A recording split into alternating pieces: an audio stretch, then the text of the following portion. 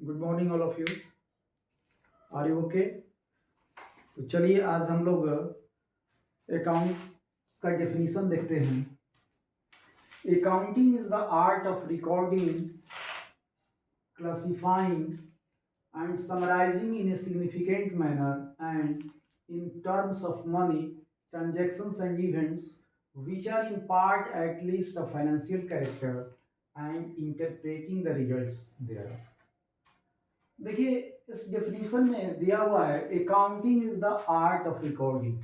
तो हम लोग इस डेफिनेशन में से अभी रिकॉर्डिंग को पढ़ेंगे। रिकॉर्डिंग जो है बहुत ही इम्पोर्टेंट चीज़ है और रिकॉर्डिंग करने के लिए हम लोग कुछ बेसिक कॉन्सेप्ट्स प्रीवियस लेक्चर में देखे थे। तो हम लोग बीच बीच में और भी हम कॉन्सेप्ट्स और कन्वेंशंस देखेंगे, लेकिन आज की लेक्चर में मैं रिकॉर्डिंग बताने जा रहा हूं जिसको बोलते हैं जर्नलाइजिंग।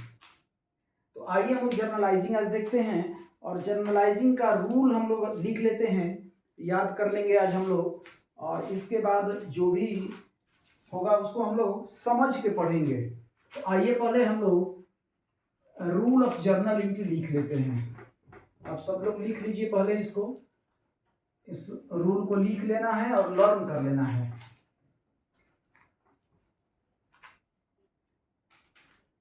आइए लिखते हैं, लर्न इट, याद कर लें। Rule of journal entry. Rule of journal entry दो तरह से पढ़ते हैं। एक ट्रेडिशनल रूल है जो बहुत पुराना रूल हो गया है, लेकिन अब हम इस रूल को मॉडर्न रूल पे पढ़ेंगे। और मॉडर्न रूल क्या कहता है कि assets, liabilities, expense, income. Assets और एक्सपेंस जब भी इंक्रीज करेगा तो डेबिट होगा, इंक्रीज करेगा तो डेबिट होगा, और डिक्रीज करेगा तो क्रेडिट होगा। इंक्रीज का मतलब होता है बढ़ना, डिक्रीज का मतलब होता है घटना। एसेट्स और एक्सपेंस जब इंक्रीज करेगा तो डेबिट होगा और डिक्रीज करेगा तो क्रेडिट होगा। लाइबिलिटीज और इनकम का सेम नेचर होता है। लाइबिलिटीज और इनकम जब इंक्रीज करेगा तो क्रेडिट होगा और डिक्रीज करेगा तो डेबिट होगा।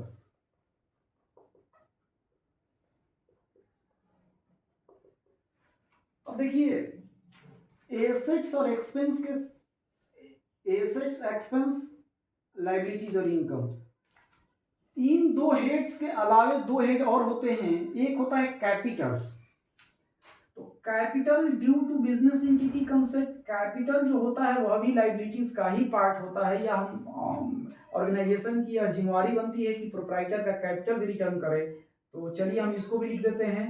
जब कैपिटल इंक्रीज करेगा तो क्रेडिट होगा और डिक्रीज करेगा तो डेबिट होता है। और इसी तरह से जब प्रोप्राइटर कुछ भी बिजनेस से निकाल कर ले जाता है, जिसको कि ड्रॉइंग्स बोलते हैं पर्सनल यूज के लिए, वो कैश लेके जाए या एसेट्स लेके जाए, तो एक हेड और निकल के आता है जिसको हम लोग ड्रॉइंग्स बोलते हैं। और ड्रॉइंग्स इंक्रीज करेगा तो डेबिट होगा और डिक्रीज करेगा तो क्रेडिट होगा। इसको लर्न कर लेना है। एसेट्स, एक्सपेंस, ड्रॉइंग्स इंक्रीज करेगा तो डेबिट, डिक्रीज करेगा तो credit. Liabilities, income, capital increase करेगा तो क्रेडिट और डिक्रीज करेगा तो डेबिट होगा। इसको लर्न कर लेना है। अब देखिए लाइबिलिटीज ऑब्लिगेशन है फॉर्म की, लोन की तरह हम इसको ट्रीट करें। जो भी हमको पे आउट करना है उसको लाइबिलिटीज बोलते हैं। ये इनकम हो गया, ये एक्सपेंस हो गया, एसेट्स, ड्रॉइंग्स। तो ये लर्न कर लें, एसेट्स, एक्सपेंस, ड्रॉइंग्स, ऐसे मेनली चार ही हेड हैं। Assets, liabilities, expense, income, drawings and liabilities is part of you can say drawings and liabilities is related to proprietors, and due to business entity concept drawings is assets for business and liabilities is, sorry, capital is liabilities for business. Drawings and capital both are related to proprietor. Due to business entity concept हमने discuss किया है कि business और businessman दोनों अलग अलग होते हैं. तो चलिए आप लोग 6 हेड याद ही कर लें, assets, expense, drawings, liabilities, income और कैपिटल. तो इसको आप लोग लर्न कर लें और फिर हम डिस्कस करते हैं कुछ ट्रांजैक्शंस, कैसे इसकी रिकॉर्डिंग होगी. धीरे धीरे सीखेंगे हम इस टॉपिक को. बहुत ही इंपॉर्टेंट टॉपिक है और यह बेस है. यदि हमें रिकॉर्डिंग करना आ गया तो रिकॉर्डिंग करने के बाद हम इसकी accounting is an art of recording, classifying, summarising. तो इसको रिकॉर्ड कर लेंगे हम लोग. रिकॉर्ड करने के बाद फिर इसको हम लोग पोस्ट करेंगे लेजर में. इसके बाद ट्रायल बैलेंस तैयार करेंगे. बेस जो है रिकॉर्डिंग ही है. तो चलिए हम कुछ ट्रांजैक्शंस डिस्कस करते हैं रिकॉर्ड करने के लिए. देखिए रिकॉर्ड करने का बुक में फॉर्मेट दिया हुआ है, लेकिन फिर भी मैं फॉर्मेट बता देता हूं. ये फॉर्मेट है, एक तरफ डेट है, particulars, ledger folio, debit and credit amount. Debit, credit, ledger folio, particulars और यहां डेट. ये आपका फॉर्मेट है. बुक में आप लोग देख लेंगे. अभी मैं कुछ ट्रांजैक्शंस लिखता हूं और उसको उस रूल पे मैं रिकॉर्ड करूंगा. पहले मैं अपने से बता रहा हूं कुछ, इसके बाद हम बुक्स को प्रेफर करेंगे. एनसीईआरटी की बुक से पढ़ाएंगे, डीके गोयल से पढ़ेंगे, पीसी तुलसियान से पढ़ेंगे, टीएस ग्रेवाल से पढ़ेंगे. बारी बारी से पढ़ेंगे. पहले हम लोग सीखते हैं इसको. आइए हम लोग कुछ ट्रांजैक्शंस लेते हैं और उसको सीखते हैं.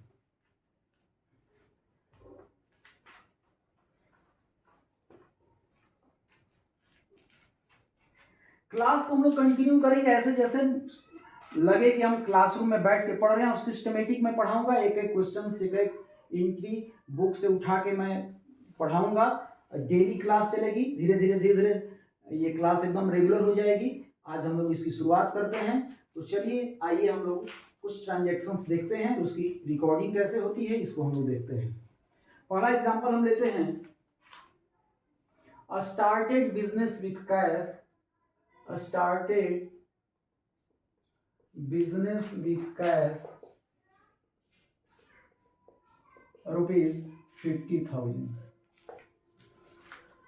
50,000 रुपया लगाकर बिजनेस स्टार्ट किया. अब देखिए एंट्री जब हम करेंगे तो एंट्री हम करते हैं बिजनेस के बुक में. बिजनेस के बुक में हम एंट्री करेंगे. तो स्टार्टेड बिजनेस विथ कैश ₹50,000 का मतलब क्या हुआ. मान लेते हैं एक एग्जांपल हम ले लेते हैं.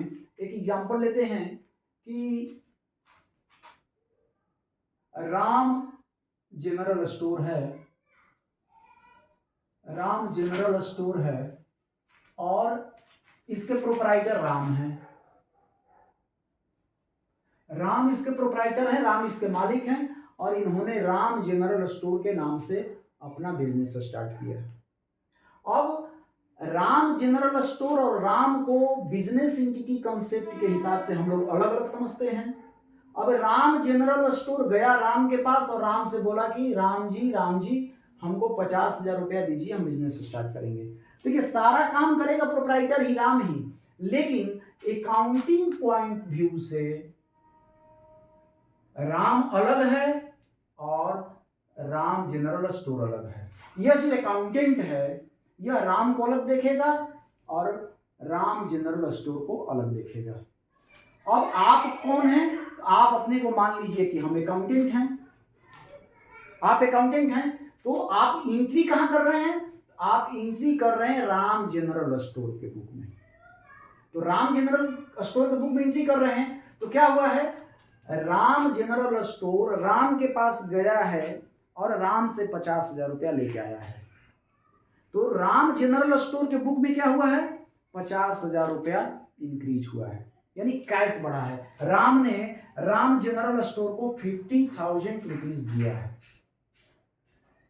अच्छा एक चीज बताइए कि राम जनरल स्टोर जो 50,000 जो रुपीज लिया है वह क्या करेगा, वह राम को रिटर्न करेगा कि नहीं करेगा बाद में? तो राम के लिए एक ऑब्लिगेशन भी हुआ, एक लाइबिलिटीज भी हुआ, यानी कि यह एक लाइबिलिटीज हुई राम के रूप में, और राम जनरल स्टोर राम का पैसा बाद में रिटर्न करेगा। और यह जो ऑब्लिगेशन हुआ, यह जो लाइबिलिटीज जो हुई, यह लाइबिलिटीज जो है, इस लाइबिलिटीज का नाम कैपिटल है। यानी कि राम जनरल स्टोर के बुक में 50,000 कैश आया जो कि एसेट्स है, और कैपिटल के रूप में भी 50,000 की लाइबिलिटीज इंक्रीज हुई, और यह 50,000 रिटर्न करना होगा। आप रूल जब देखेंगे तो क्या कहता है कि जब एसेट्स इंक्रीज करेगा तो डेबिट होगा, और कैपिटल इंक्रीज करेगा तो क्रेडिट होगा। रूल आप लोग देख लीजिए, एसेट्स जब इंक्रीज होता है तो डेबिट होता है, कैपिटल जब इंक्रीज होता है तो क्रेडिट होता है। एसेट्स जब इंक्रीज होता है तो डेबिट होता है, लायबिलिटी जब इंक्रीज होता है तो क्रेडिट होता है। तो यह कैपिटल के रूप में एक लायबिलिटीज इंक्रीज हो रही है बिजनेस के लिए, तो इसकी एंट्री होगी डेबिट। हम पहले लिखते हैं कैश जो कि एसेट्स है, तो एसेट्स जो है डेबिट होगा, तो क्या लिखेंगे हम, assets account debit. Assets increase कर रहा है तो डेबिट हो रहा है। टू लाइबिलिटीज इंक्रीज कर रहा है तो लाइबिलिटीज अकाउंट क्रेडिट। अभी यह जो एसेट्स है इंक्रीज करता है तो डेबिट हो गया, लाइबिलिटीज इंक्रीज किया तो क्रेडिट हो गया। अब इस एसेट्स का नाम क्या है, तो कैश है। तो cash account debit to capital account, इसकी एंट्री ये हो गई 50,000 डेबिट 50,000 क्रेडिट। और डुअल एस्पेक्ट कंसेप्ट क्या बोलता है कि जितना एसेट्स होगा उतनी ही लायबिलिटीज होगी। पिछले क्लास में हमने डिस्कस किया था कि जितना एसेट्स होगा उतनी ही लायबिलिटीज होगी। तो जितना एसेट्स होगा 50,000 एसेट्स है तो लायबिलिटीज भी 50,000, और वह लायबिलिटीज किस रूप में है, कैपिटल के रूप में है। नरेशन हम लिख देंगे बीइंग बिजनेस स्टार्ट। क्लियर? यानी कि हम बिजनेस एंटिटी के हिसाब से, बिजनेस एंटिटी कंसेप्ट के हिसाब से हम इसको सोचेंगे, और यह एंट्री कहां करेंगे हम, तो बिजनेस के बुक में। ये नहीं कि हम प्रोप्राइटर बन जाएंगे, हम जो भी ट्रांजैक्शंस करेंगे कहां करेंगे, बिजनेस के बुक में करेंगे। क्लियर?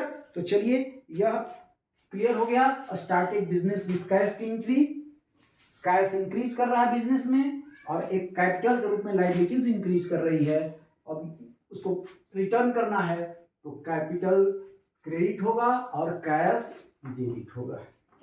तो हमने अभी एक ट्रांजैक्शंस देखा, स्टार्टेड बिजनेस विथ कैश।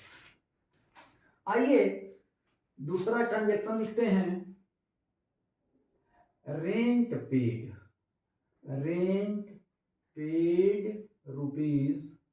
₹5,000। इसका मतलब हुआ रेंट पेड ₹5,000, इसका मतलब दुकान का किराया दिया या बिजनेस का रेंट हमने पेड किया। हम एंट्री कहां कर रहे हैं, तो एंट्री कर रहे हैं बिजनेस के बुक में, बिजनेस के बुक में, बिजनेस के बुक में हम एंट्री कर रहे हैं। ट्रांजैक्शंस क्या है, रेंट पेड ₹5,000। इसका मतलब हमने दुकान का मालिक आया हमारे पास और बोला कि दुकान जी हमको हमारा किराया दीजिए। तो हमने क्या किया, दुकान के कैश काउंटर से 5,000 निकाला, और 5,000 निकालकर हमने मकान मालिक को 5,000 रेंट दे दिया। जब आप 5,000 रेंट देखते हैं तो बिजनेस का कैश जो है डिक्रीज करता है, और दुकान का जो रेंट जो है वह एक्सपेंस है। तो हमने रूल में लिखा है कि जब एक्सपेंस इंक्रीज करता है तो डेबिट होता है, और कैश क्या है, एसेट्स है, और एसेट्स जब डिक्रीज करता है तो क्या होता है, क्रेडिट होता है। और हमको क्या करना है, दो अकाउंट ढूंढना है, एक डेबिट होगा और एक क्रेडिट होगा। तो इसमें कैश एसेट्स है, एसेट्स डिक्रीज कर रहा है तो क्रेडिट, रेंट एक्सपेंस है, एक्सपेंस इंक्रीज कर रहा है तो डेबिट, यानी कि रेंट पेड की एंट्री क्या होगी, rent account debit to cash account 5000। Clear, being rent paid. ठीक है, क्लियर। हम एकदम आराम से जर्नल एंट्री को पढ़ेंगे। जर्नल एंट्री जो है एकदम बेस चैप्टर है और इसको हम लोग आराम से सीखेंगे और इसके साथ जो भी टॉपिक डिस्कस करना होगा, जो भी कंसेप्ट कन्वेंशंस डिस्कस करना होगा, हम उसको डिस्कस भी करेंगे। क्लियर। तो चलिए, ये हो गया एक्सपेंस का एग्जांपल। अब हम क्या करते हैं कि दुकान का एक अकाउंट बैंक में खोलते हैं। Open a bank account with ₹50,000। हम क्या करते हैं, बैंक का अकाउंट खोलते हैं, यानी कि दुकान का कैश निकाल कर हम पैसा बैंक में जमा करते हैं। इसका मतलब क्या हुआ सर, दुकान का पैसा लेकर हम बैंक खाता खोलते हैं। राम गारमेंट से तो जाते हैं हम बैंक में, स्टेट बैंक ऑफ इंडिया में, स्टेट बैंक ऑफ इंडिया में जाते हैं और राम गारमेंट्स के नाम से हम एक खाता खोल देते हैं। Open A bank account with cash ₹50,000, यानी कि 50,000 रुपया हम बैंक खाता खोलते हैं। इसका मतलब क्या हुआ सर, इसका मतलब ये हुआ कि हम दुकान का खाता खोलते हैं, यानी कि दुकान का ये जो कैश काउंटर है, इस कैश काउंटर से हम 50,000 निकालते हैं और दुकान के ही बैंक खाते में, राम गारमेंट का बैंक खाता है, इसमें 50,000 रुपीज हम जमा कर देते हैं। Open A bank account with ₹50,000, 50,000 रुपया से हम बैंक खाता खोले। तो क्या हो रहा है, 50,000 राम गारमेंट्स के बैंक अकाउंट में बढ़ रहा है, यानी कि बैंक बैलेंस बढ़ रहा है दुकान का। तो बैंक बैलेंस बढ़ रहा है दुकान का, तो बैंक बैलेंस तो बढ़ रहा है 50,000। बैंक बैलेंस क्या है दुकान का, तो यह एसेट्स है। और कैश दुकान का घट रहा है 50,000, यह क्या है, यह भी एसेट्स है, दोनों एसेट्स है। तो रूल आप देखिए, जब एसेट्स इंक्रीज करता है तो डेबिट होता है और डिक्रीज करता है तो क्रेडिट होता है। यानी कि इसकी एंट्री क्या होगी, जो इंक्रीज किया, लिखने का तरीका है, डेबिट को हम ऊपर लिखते हैं, क्रेडिट को नीचे लिखते हैं।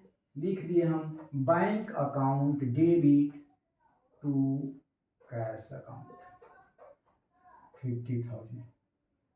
नरेशन लिख देंगे, being cash deposited into bank. Clear. अब आइए नेक्स्ट ट्रांजैक्शन लेते हैं।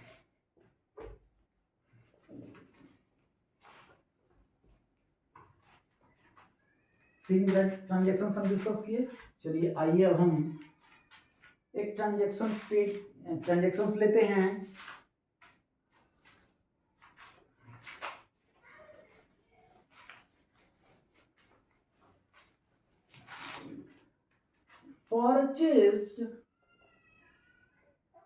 purchased goods for cash ₹10,000 from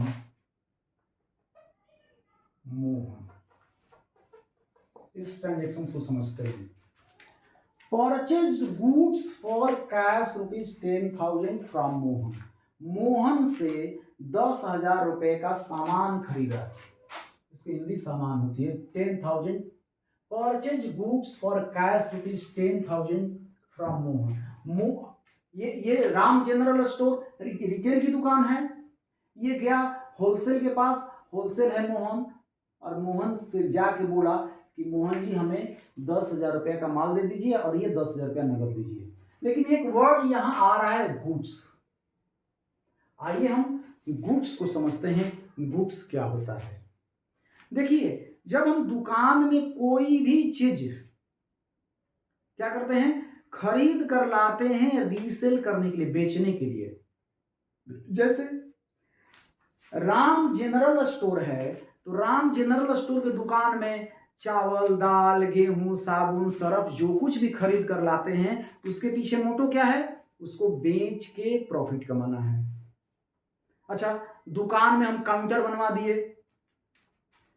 बनवा दिए, चेयर खरीद लिए, तो उसका उद्देश्य ये नहीं है कि हम उसको बेच देंगे, उसका उद्देश्य क्या है, काउंटर बना के काउंटर के हेल्प से हम बिजनेस करेंगे, कस्टमर आएंगे तो चेयर पर बैठेंगे, उसको बेचने का मोटो नहीं है। लेकिन वही दुकान, जिस दुकान में काउंटर खरीदा बेचा जाता है, चेयर खरीदा बेचा जाता है, उस फर्नीचर की दुकान के लिए वह जो काउंटर और चेयर जो है उसके लिए क्या होगा, गुड्स होगा। लेकिन जनरल स्टोर की दुकान के लिए जो काउंटर और जो चेयर है क्या होगा, फर्नीचर होगा।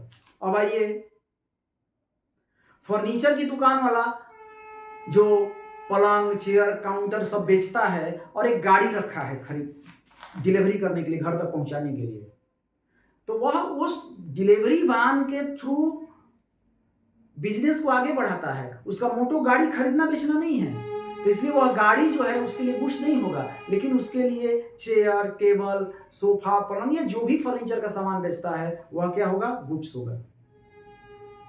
लेकिन यदि वही मोटर व्हीकल का शोरूम है और वह मोटर व्हीकल ही खरीदता बेचता है तो उसके लिए मोटर व्हीकल क्या होगा, गुड्स होगा। कोई जमीन ही खरीदता बेचता है उसके लिए जमीन गुड्स होगा, कोई बिल्डिंग ही खरीदता बेचता है उसके लिए क्या होगा, गुड्स होगा। तो अब आपको यह क्लियर हो गया होगा कि गुड्स किसको कहते हैं, यानी गुड्स कहते हैं जिसको हम खरीद कर लाते हैं, किस लिए भाई, तो बेचकर प्रॉफिट कमाने के लिए। It is clear. अब देखिए, purchase goods for cash ₹10,000 from Mohan, हम गए और सामान का लिस्ट दिए और दुकान से 10,000 रुपए का सामान हमने पैक करा दिया और क्या किया, दुकान का 10,000 रुपया निकाल के उसको नगद दे दिया। तो दुकान का जब कैश दिया तो कैश को हमारा डिक्रीज किया। कैश क्या है भाई, तो कैश एसेट्स है, और जब एसेट्स डिक्रीज करता है तो क्या होता है, क्रेडिट होता है। और क्या हुआ, हमने गुड्स खरीदा, गुड्स एक्सपेंस है, एक्सपेंडिचर है, तो जब एक्सपेंस बढ़ता है तो क्या होता है, डेबिट होता है। तो इसकी एंट्री क्या होगी, इसकी एंट्री होगी goods account debit, goods account debit to cash account, cash account 10,000। अब यहां देखने वाली बात है, जब हम गुड्स को परचेज करते हैं तो उसको हम लोग गुड्स भी लिखेंगे, ये भी सही है, लेकिन जब हम गुड्स को परचेज करते हैं तो इसको हम एक हेड देंगे, उसका नाम क्या होगा, परचेज अकाउंट। और जब गुड्स को सेल करेंगे तो सेल्स अकाउंट लिखेंगे। यदि हम गुड्स भी लिखेंगे तो गलत नहीं है, लेकिन हम शुरू से ही आदत डालेंगे, अच्छी आदत डालेंगे, क्योंकि आगे चल के इसको परचेज और सेल ही लिखा जाता है। यदि हम गुड्स भी लिखते हैं, goods account debit to cash account, ये भी सही है, लेकिन हम शुरू से ही क्या लिखेंगे, purchase account debit to sales account. ठीक है, तो हम लोग शुरू से ही लिखेंगे क्या, purchase account debit to cash account, being goods purchase from Mohan. Narration लिखेंगे, being goods purchase from Mohan. अब देखिए, नरेशन जो लिखा जाता है, नरेशन क्यों लिखा जाता है, कि जो इंफॉर्मेशन यहां से पता नहीं चलता है यह इंफॉर्मेशन यहां से पता चल जाए। हमने गुड्स तो परचेज किया, नगद खरीदा, लेकिन यहां एक एक्स्ट्रा इंफॉर्मेशन मिल रहा है, गुड्स परचेज फ्रॉम मोहन, यानी कि मोहन के दुकान से हमने नगद माल खरीदा। ठीक है, क्लियर है। कितना टाइम का हो गया दीदी, हाँ 24। अच्छा ठीक है, चलो इसको देखते हैं। ये आप लोग, हम लोग इस क्लास को कंटिन्यू कर रहे हैं, रिकॉर्डिंग का काम मेरी बेटी संभाल रही है, हम लोग दोनों बाप बेटी मिलकर इस क्लास को आगे बढ़ा रहे हैं। चलिए आइए नेक्स्ट ट्रांजैक्शंस लेते हैं। Purchase goods on credit, purchased goods on credit rupees 5,000 from Sohan.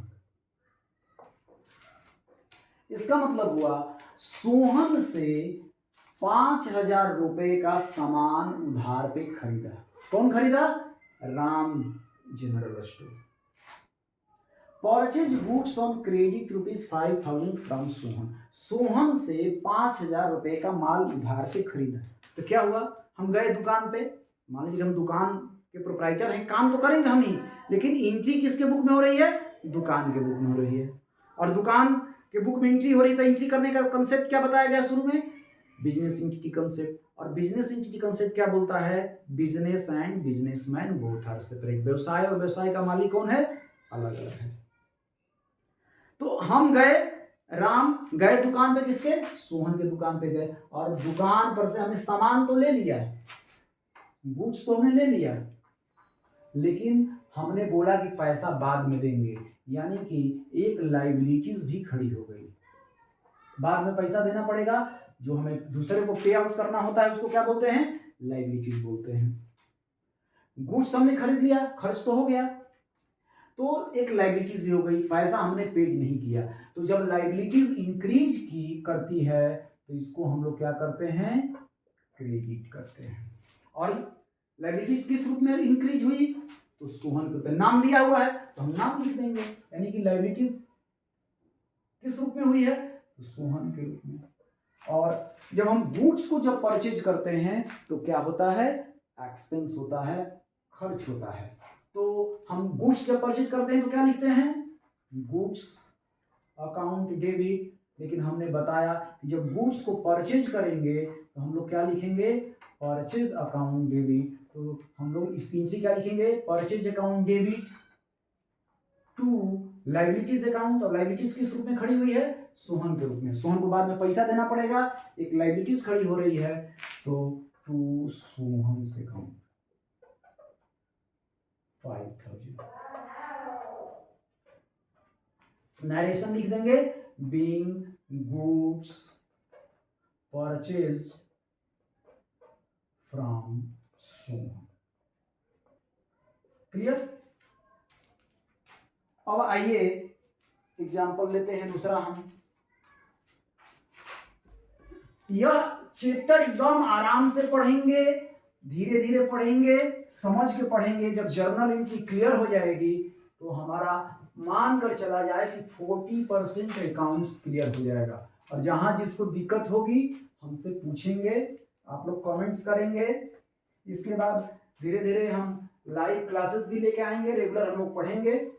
तो आइए अब हम एक बेचने का एग्जाम्पल लेते हैं। सोल्ड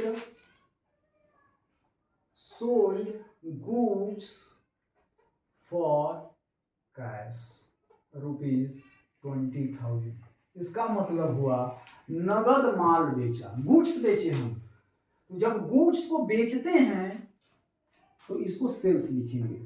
कैसे बेचे भाई? सोल्ड गुड्स फॉर कैश, नगद बेचे। तो दुकान में क्या हुआ? 20,000 कैश आया, कैश इंक्रीज किया। कैश क्या है? एसेट्स है। और रूल में क्या कहा गया है? जब एसेट्स इंक्रीज करता है तो क्या होता है? डेबिट होता है। और यह एसेट्स क्या है? कैश के रूप में इंक्रीज किया है। ठीक है, तो कैश क्या होगा? डेबिट होगा। और जब हम गुड्स को सोल्ड करते हैं तो एक रेवेन्यू जनरेट होता है, तो रेवेन्यू जब बढ़ता है तो क्या होता है? क्रेडिट होता है। हम बताए हैं assets, liabilities, expense, income. Income या रेवेन्यू जब बढ़ता है तो क्या होता है? क्रेडिट होता है। तो इसकी एंट्री क्या होगी? Cash account debit to sales account 20,000 being goods sold for cash। Clear? तो इसी तरह से धीरे धीरे हम लोग जर्नल एंट्री सीखेंगे। चलिए आइए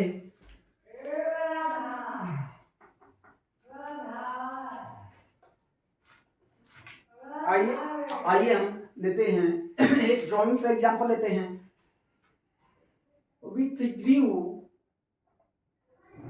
withdrew cash for personal use ₹2000। withdrew cash for personal use ₹2000। इसका मतलब क्या होता है कि जब when proprietor withdrew cash or goods for personal use from business, that is called drawings।